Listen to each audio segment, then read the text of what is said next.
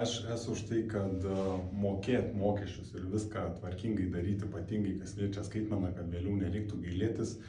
Tačiau supraskite teisingai, jeigu yra būdas optimizuoti mokesčius legaliai ir tvarkingai, kodėl nepasinaudojus. Ir šiandien noriu pristatyti 72 taisyklę. Šitos dalykus reikėtų mokyti mokykloje.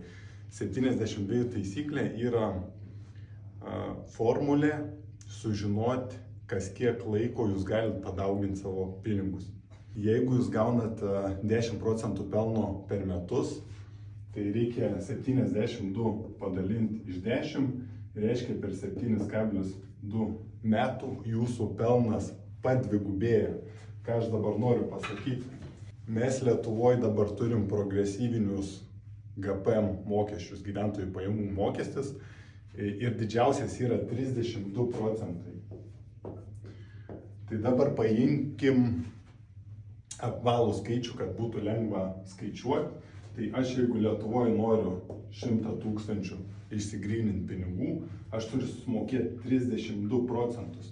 Ką tai reiškia? Tai reiškia, kad 32% yra mano kapitalo prieaugis, jeigu aš moku 0%, optimizuoju juos.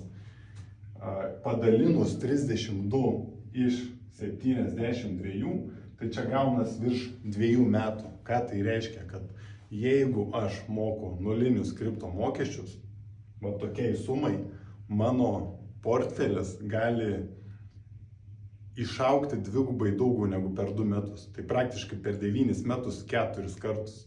Vien tik dėl to, kad optimizuoju mokesčius ir čia apskritai be kito kripto prieaugio, be pelno. Čia vien tik dėl to, kad optimizuoju mokesčius. Tai ieškokit būdų, jau yra.